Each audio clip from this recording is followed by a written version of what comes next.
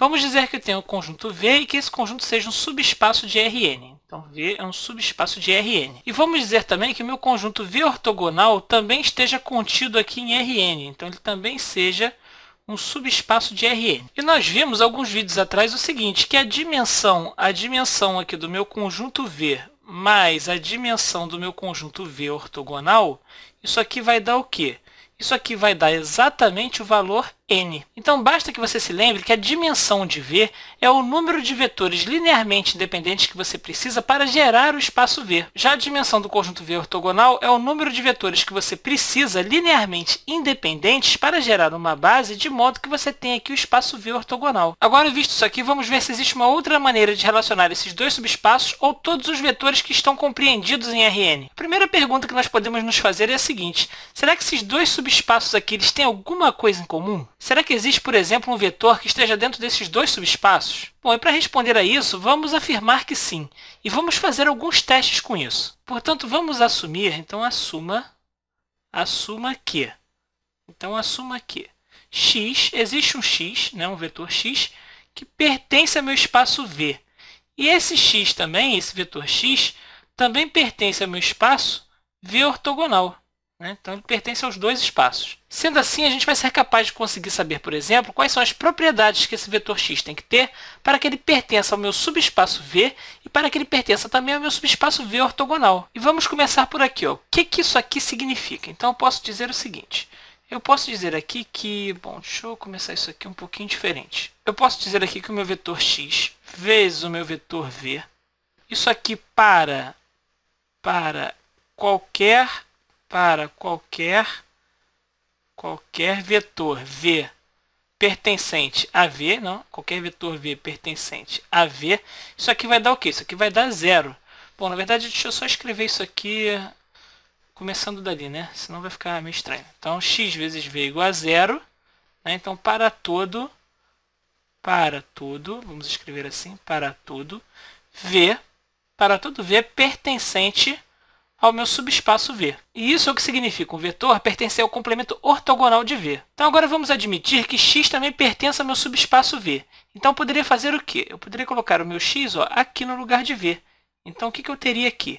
Eu teria aqui x vezes x, isso aqui daria o quê? Isso aqui daria zero. De outra forma, eu poderia dizer que o comprimento de x aqui, né? Isso aqui seria igual a zero. Bom, mas a única possibilidade para isso acontecer é se o vetor x for o vetor nulo. Então, isso aqui só pode acontecer se x for o vetor nulo. Isso aqui nós já mostramos há muitos e muitos vídeos atrás. Então, o que nós podemos concluir aqui é que se eu pegar o meu subespaço V e fizer a interseção desse subespaço com o subespaço V ortogonal, o complemento ortogonal de V, isso aqui vai dar o quê? Isso aqui vai dar um conjunto unitário onde o único elemento é o meu vetor zero. Então, se eu fosse desenhar, por exemplo, todo o meu Rn, eu poderia fazer alguma coisa assim. Então, vamos dizer que esse aqui seja todo o meu Rn. Deixa eu escrever aqui, Rn. Agora, deixa eu desenhar aqui o meu subespaço V. Então, vamos desenhar aqui o meu subespaço V. E aí, vamos dizer que esse aqui seja o meu subespaço V. Então, deixa eu colocar aqui V. E agora, vamos fazer aqui o meu complemento ortogonal. Complemento ortogonal a V. Então, vamos desenhar aqui, fazer um outro desenho. Então, vamos dizer que esse aqui seja o complemento ortogonal de V. Esse aqui é o complemento ortogonal. Então, aqui dentro desse meu conjunto azul, tem todos os vetores que compõem o subespaço V. E aqui eu tenho o subespaço ortogonal a V, né? Ou seja, são todos os elementos aqui, todos os vetores, que quando multiplicados por qualquer elemento aqui do conjunto V, dão zero. Bom, e aqui eu tenho ainda uma interseção. Quem é essa interseção aqui? Está bem aqui. Bom, essa interseção aqui vai ser exatamente o meu vetor zero, o meu vetor nulo. Então, aqui é o meu vetor nulo.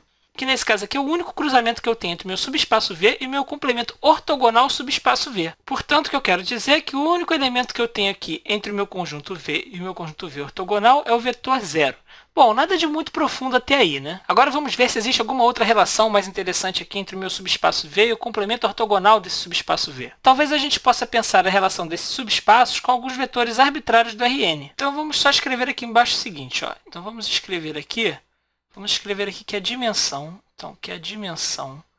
a dimensão de V, vamos dizer que seja igual a K, por exemplo. E então tem que se a dimensão do subespaço V é igual a K, a dimensão do complemento ortogonal de V é igual a n menos K. Por quê? Porque eu sei que V está contido aqui, né, no Rn. Então, V está contido no Rn. Da mesma forma, o conjunto V ortogonal, né, o complemento ortogonal de V, também está contido no Rn. Então, também está contido no Rn. Então, nós temos que a dimensão de V é igual a K. E aí eu posso dizer o quê? Eu posso dizer que a dimensão do complemento ortogonal de V vai ser o quê? Vai ser n menos k. Bom, por que isso aqui? Dá uma olhada aqui em cima, ó. Lembra aqui da nossa fórmula. A gente viu aqui, ó, a dimensão de V eu sei que é igual a k. Então, aqui, ó, a dimensão do complemento ortogonal de V tem que ser o quê? Tem que ser n menos k. Para quando eu somar k com n menos k, dá exatamente n. Já que eu sei que a dimensão do subespaço V, mas a dimensão do complemento ortogonal subespaço V tem que dar o quê? Tem que dar n. Portanto, aqui a dimensão do complemento ortogonal de V é n menos k, né? E aqui é k. Agora vamos pensar no que essas dimensões significam, né? Elas significam a quantidade de vetores linearmente independentes que eu preciso ter para formar uma base para esses espaços vetoriais. Então, vamos dizer aqui que eu tenha, por exemplo, um conjunto, né? Nesse conjunto aqui eu tenho V1, V2, e esses elementos aqui, esses vetores, eles formam uma base aqui para o meu subespaço V, até VK. Então, isso aqui forma uma base para o meu subespaço V. Então, deixa eu escrever isso aqui forma uma base para V. Logo, esses vetores aqui eles têm o poder de gerar o espaço V. Bom, então qualquer vetor que estiver aqui dentro vai ser uma combinação linear desses vetores aqui. Vamos fazer a mesma coisa com esse conjunto aqui. Então, nós podemos dizer, por exemplo, que nós temos aqui um W1, aqui um W2, e todos esses vetores aqui, eles fazem parte do quê? Da base que gera todo o meu subespaço, que é o complemento ortogonal de V. Então, aqui eu vou até Wn-k, né? Já que eu tenho n-k vetores aqui. Então, aqui é meu Wn-k. Então, isso aqui é uma base para quem? Uma base para o meu complemento ortogonal de V. Então, complemento ortogonal de V. Então, aqui dentro desse conjunto, a gente tem todos os vetores também linearmente independentes. E todos os vetores que estão aqui, ó, dentro do complemento ortogonal de V, eles são uma combinação linear desses vetores que estão aqui. E uma coisa interessante é que se eu pegar todos esses vetores aqui, o que vai acontecer? Eu vou ter uma base para todo o Rn. Bom, vamos tentar entender isso aqui um pouquinho melhor. Então, vamos colocar toda essa combinação linear aqui, ó. Então, vamos lá. Então, vou fazer aqui C1 vezes V1. C é uma constante arbitrária, né? Aqui, C2 vezes V2. E vou seguindo assim por diante, até eu chegar aqui em CK vezes VK. Então, aqui, CK vezes VK. Então, eu vou continuar aqui da seguinte maneira. Ó. Agora, eu vou pegar esses vetores aqui da base do complemento ortogonal de V. Só que aqui, o que eu vou fazer? Eu vou utilizar aqui como constante D1. Tá? Então, eu vou utilizar aqui D1, W1, só para a gente não confundir. Né? Isso aqui são constantes arbitrárias também. Aqui, D2, W2. Aí, vou seguindo assim por diante, até quem? Até Dn-k vezes Wn-k. Aqui o vetor W. E vamos dizer que eu diga que isso aqui vai ser igual a zero, o vetor nulo. Bom, quais serão as soluções possíveis para isso aí? Eu posso colocar qualquer valor no lugar das constantes aqui, né? Por exemplo, eu posso colocar qualquer número no lugar de C1, qualquer número no lugar de C2 e assim por diante. Da mesma forma, eu posso colocar qualquer número no lugar de D1, D2, Dn, bom, qualquer valor. Então, por exemplo, C1, por exemplo, poderia ser 0, C2 poderia ser 0 também. Na verdade, todos poderiam ser 0. Né? Ou pode ser que algum deles não seja 0, enfim.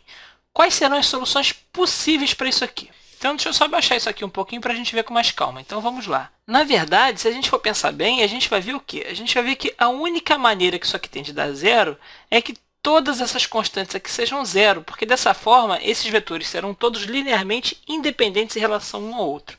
E aí, nesse caso, nós teremos uma base para Rn. Bom, o que eu vou fazer aqui agora é o seguinte, eu vou diminuir todos esses valores aqui, ó, de cada lado. Né? Então, vou diminuir todos esses valores aqui de cada um dos lados. Então, eu vou ficar com o seguinte, ó, eu vou ficar aqui com C1, C1V1, mais C2V2, C2V2, mais, vou seguindo aqui até CK, CKVK. Né? E aí, o que eu vou fazer? Eu vou colocar isso aqui igual, vai ser igual a quem? a 0, né, o vetor nulo, que já está do outro lado. Bom, na verdade, eu nem precisava ter colocado esse vetor 0. Menos esses vetores aqui. Então, estou diminuindo dos dois lados todos esses vetores, multiplicado pelas suas respectivas constantes. Então, mais D2, W2, mais, vou fazendo isso, até Dn-K, Dn-K, Wn-K. Né? Então, vou fazer até aqui. Então, ó, tudo isso que está aqui veio daqui, né? Eu diminuí isso aqui dos dois lados. Bom, esse zero aqui, ó, na verdade, ele nem precisaria estar aqui, né? Eu poderia tirar ele daqui. E, na verdade, o que eu tenho aqui, ó, é uma combinação linear desses vetores aqui em V. Então, eu poderia, por exemplo, escrever o seguinte, ó. Vamos dizer que eu tenho um vetor x aqui e esse vetor x seja uma combinação linear desses vetores aqui. Então, x seria C1V1 mais C2V2, assim por diante, até quem? Até CKVK. Então, até CKVK. Bom, então se x é isso aqui, x é uma combinação linear desses vetores. Logo, eu posso dizer que x pertence a quem? Pertence a V. Então, x pertence a V. Isso aqui, obviamente, por definição, né? Eu peguei a combinação linear de todos esses vetores aqui e a combinação linear desses vetores resultou no vetor x. Bom, então o vetor x, obrigatoriamente, tem que pertencer ao meu subespaço V, uma vez que isso aqui é a base do meu subespaço V. E nesse caso aqui do lado direito também, né? Eu teria aqui uma combinação linear de todos esses vetores aqui. Então, aqui eu teria alguma combinação linear. Então, deixa eu escrever isso aqui. Alguma combinação linear, então alguma combinação linear de quem? Da base de vetores, então da base de vetores, da onde? Do complemento ortogonal de V, então do complemento ortogonal de V. Então vamos dizer que simplesmente a gente tem aqui o quê? A gente tem aqui um x também, né? O vetor x, já que um lado é igual ao outro. Mas bom, antes disso vamos pensar no seguinte, olha só. Esse x aqui veio da onde? Veio dessa base aqui, né? Essa base aqui é uma base para quem? Para o meu complemento ortogonal de V. Logo, esse x também pertence ao complemento ortogonal de V, também por definição. Bom, então talvez isso tenha ficado um pouco confuso para você. Então vamos recapitular aqui. O que eu fiz? Eu peguei aqui, a dimensão de V era K, a dimensão do complemento ortogonal de V era N menos K. Eu peguei uma base para V, que são compostas por esses vetores aqui, e uma base para o complemento ortogonal de V, que são esses vetores aqui. E aí eu fiz uma combinação linear desses vetores e somei essas duas combinações lineares. O que aconteceu? Eu fiz uma equação onde essa equação, o resultado dela teria que ser zero. Bom, e aí para resolver essa equação, o que eu fiz? Eu peguei todos esses membros aqui e diminuí. Então, esses membros acabaram passando para o outro lado de cá, né? Então, ficaram aqui do lado direito.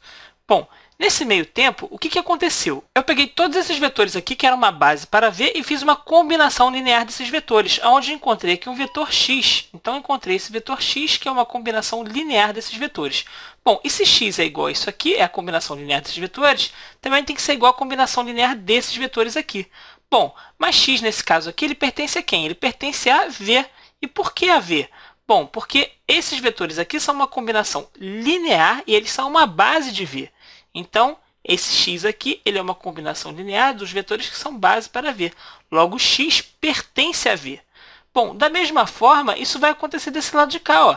Então, x também pertence ao complemento ortogonal de V.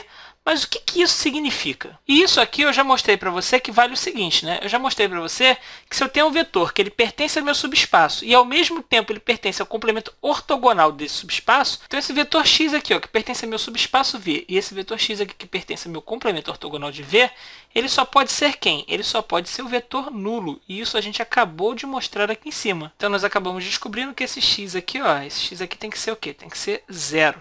Bom, deixa eu escrever isso aqui embaixo. Só antes disso, deixa eu reiterar uma coisa. Então, se esse vetor aqui tem que ser o vetor nulo, vale tanto para esse lado aqui da equação, quanto para esse lado aqui da equação. Ambos os lados tem que dar o quê? Tem que dar o vetor nulo. Bom, mas agora o que nós sabemos sobre esses dois conjuntos? E deixa eu só apagar isso aqui para melhorar um pouquinho. Então, deixa eu escrever aqui o vetor zero, não, o vetor nulo. Então, isso aqui vai ser o vetor nulo. E o vetor nulo serve tanto aqui para o meu subespaço V, como para o complemento ortogonal desse subespaço V, né, que está representado aqui. E então, aqui nós temos o vetor nulo, e esse vetor nulo provém de uma combinação linear desses vetores aqui. E o que nós sabemos sobre essas constantes aqui? Ó? O que nós sabemos sobre isso? Bom, em primeiro lugar, nós sabemos que esses vetores aqui, ó, os vetores V1, V2 até VK, eles são o quê? Eles são vetores que formam uma base aqui para o meu subespaço V. E isso significa que esses vetores aqui eles são linearmente independentes, uma vez que eles formam uma base. Bom, e se esses vetores são linearmente independentes, nós podemos dizer o quê? Nós podemos dizer aqui, ó, que a única solução para isso é quando eu tenho essas constantes aqui todas iguais a quem? Iguais a zero. Portanto, o que isso aqui nos diz é o seguinte, que todas essas constantes aqui, ó, C1, C2, até Cn, né, até Cn, precisam o quê? Precisam ser zero. Então, vamos escrever isso. Elas precisam ser zero. Né? Então, esse valor aqui precisa ser zero, esse valor aqui também precisa ser zero, assim por diante, assim como aqui em cima. Isso tudo aqui tem que ser zero, né? Então, isso tudo aqui vai ser zero. Agora, vamos ver aqui esse outro lado da equação. Bom, aqui a gente vai ter a mesma ideia que a gente usou aqui, né? Então, esse caso aqui, ó, a gente também tem uma base aqui para o meu complemento ortogonal de V através desses vetores, W1, W2 até Wn-K. Bom, então o que vai acontecer? Todas essas constantes aqui vão precisar ser o quê? Vão precisar ser zero. Talvez fique um pouco confuso aqui por causa desse sinal de menos. A gente pode distribuir esse sinal de menos por aqui.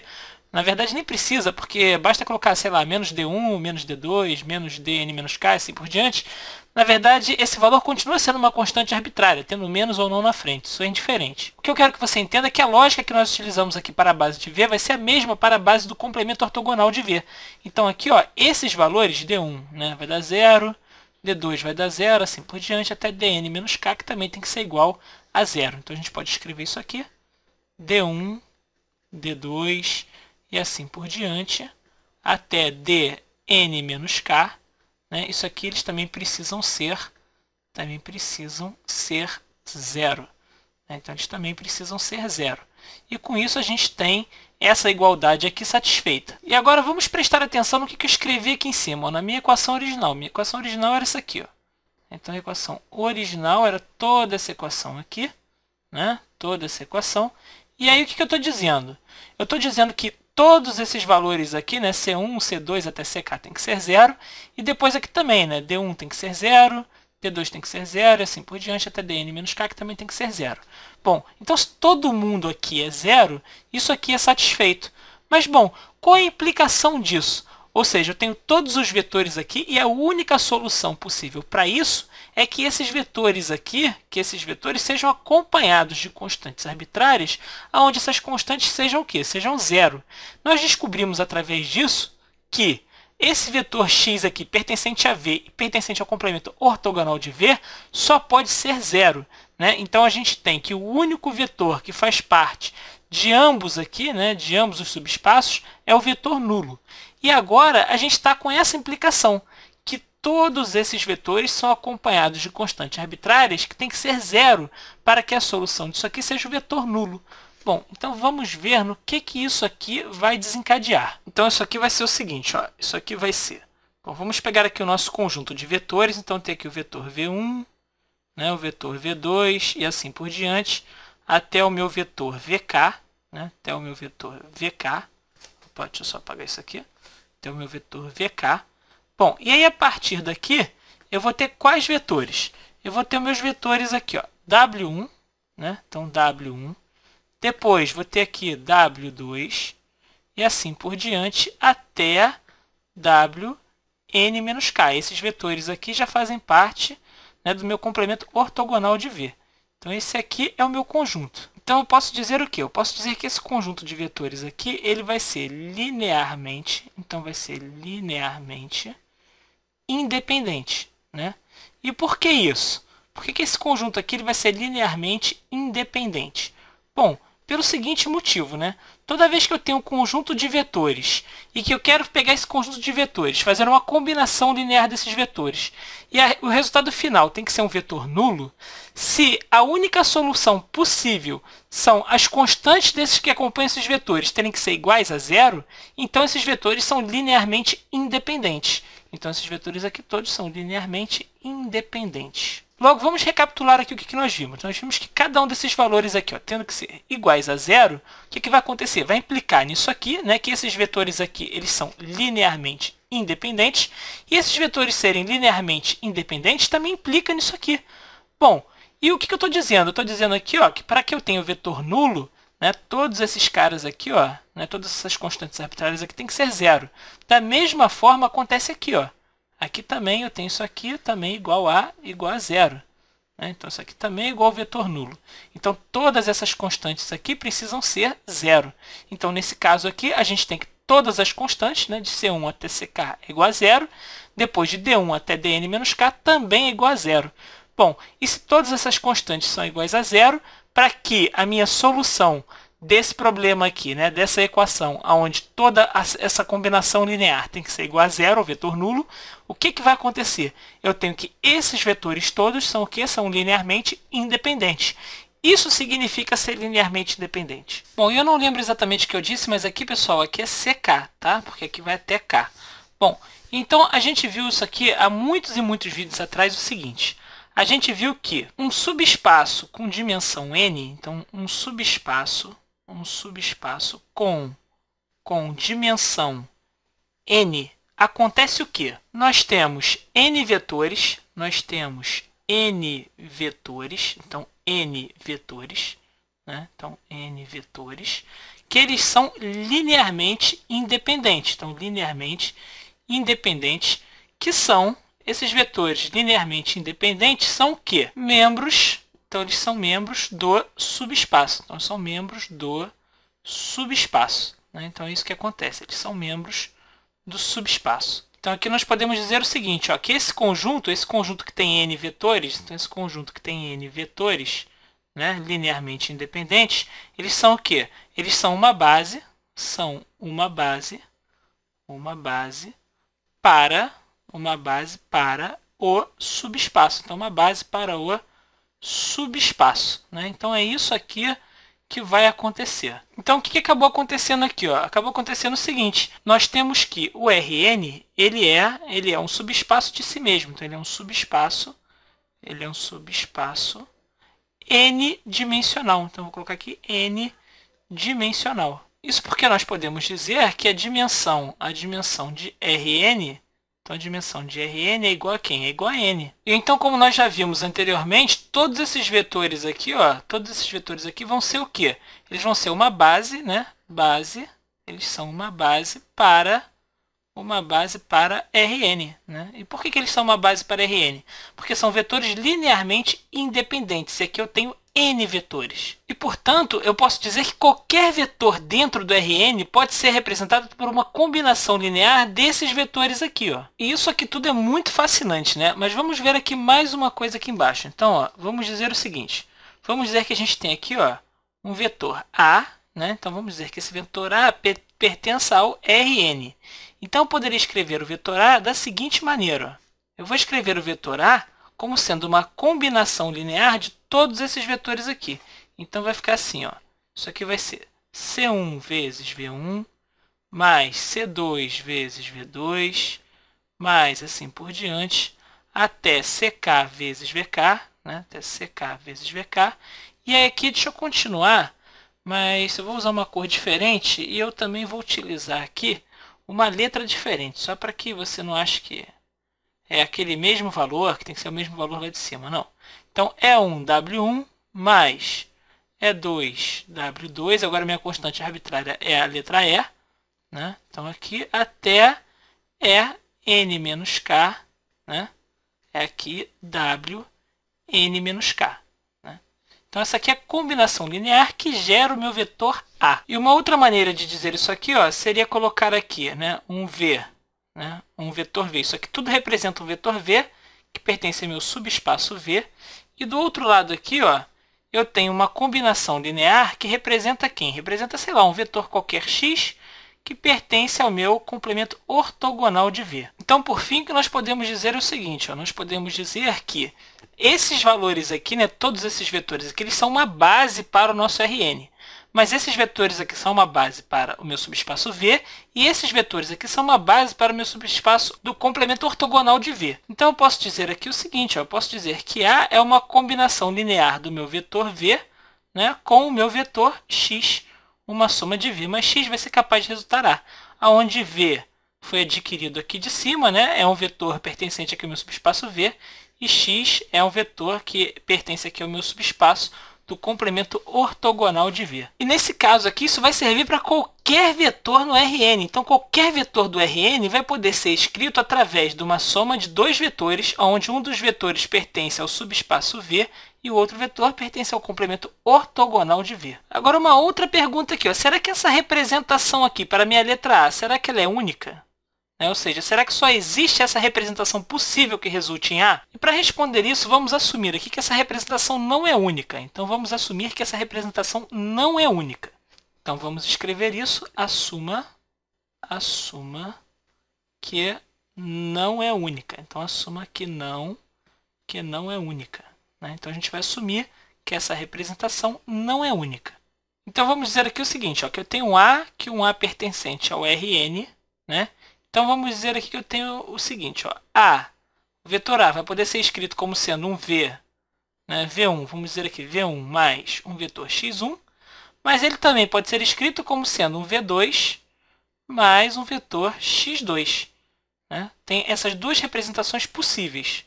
E aqui eu tenho que V1 e V2 pertencem ao meu conjunto V, né? Então, V1 e V2 pertencem ao conjunto V, e X1 e X2, X1 e X2, pertence ao complemento ortogonal de V. E então, o que nós fizemos aqui, ó, foi igualar V1 mais X1 a V2 mais X2. Nós estamos dizendo que esses dois aqui são iguais. E eu posso dar uma rearranjada nisso aqui, né? Basta, por exemplo, diminuir V2 dos dois lados. Eu vou ficar com V1 menos V2, V1 menos V2. Então, basta diminuir aqui, por exemplo, X1 dos dois lados. Eu vou ficar com X2 menos X1. Então, tem V1 menos V2 igual a X2 menos X1. E vamos dizer que isso aqui, ó, né, vamos dizer que isso aqui seja igual a um outro vetor. Vou chamar esse vetor aqui de vetor Z. Então, esse vetor aqui vai ser o vetor Z. Então, o vetor Z é igual a V1 menos V2 e também é igual a X2 menos X1. Bom, só que o que acontece? Isso aqui, ó, isso aqui é fechado para adição. Ou seja, um subespaço ele é fechado para adição. Quando eu tenho dois vetores dentro do subespaço e eu faço uma operação de adição com esses dois vetores, o que está acontecendo? O resultado também pertence ao meu subespaço. Ou seja, esse vetor aqui gerado, ele também pertence ao meu subespaço, no caso aqui, meu subespaço V. Pela mesma lógica, esse cara aqui também, ó, complemento ortogonal de V, também é um subespaço, né? E ele também é fechado. Ele também é fechado para a adição. Então, o que acontece? X2 menos X1, ele também vai ser fechado para adição. Ou seja, o que vai acontecer? O resultado disso aqui também vai ser um membro do meu conjunto complemento ortogonal de V. Ou seja, o Z aqui, ó, também vai pertencer ao complemento ortogonal de V. Só que nós vimos o quê? Nós vimos que o único vetor que é capaz de fazer isso é o vetor zero. Então, Z tem que ser o vetor zero. Então, Z tem que ser igual ao vetor zero. Portanto, isso aqui vai ser igual ao vetor zero. Portanto, nós sabemos o quê? Nós sabemos que V1 menos V2 é igual a zero. Né? E aí, obviamente, o que vai acontecer? V1 vai ter que ser igual a V2, né? É isso que vai acontecer. E da mesma forma, a gente vai ter aqui o seguinte, ó, X2 menos X1, X2 menos X1 também vai ter que ser igual ao vetor nulo, né? Então, logo aqui, eu vou ter o quê? Que X2 tem que ser igual a X1. O que nos mostra que essa maneira aqui realmente é a única de escrever esse vetor A nessa forma. Portanto, o que eu acabei de mostrar é que para ter esse A aqui, ó, eu vou ter que ter um V1, onde esse V1 seja igual ao V2, e da mesma forma o X1 seja igual ao X2. Então, a única maneira de termos isso é se eu tiver um único V1 pertencente ao meu subespaço V e um único X1 pertencente ao meu complemento ortogonal de V. Então, essa maneira é a única de escrever. Bom, eu espero que vocês tenham gostado desse vídeo e até um próximo vídeo.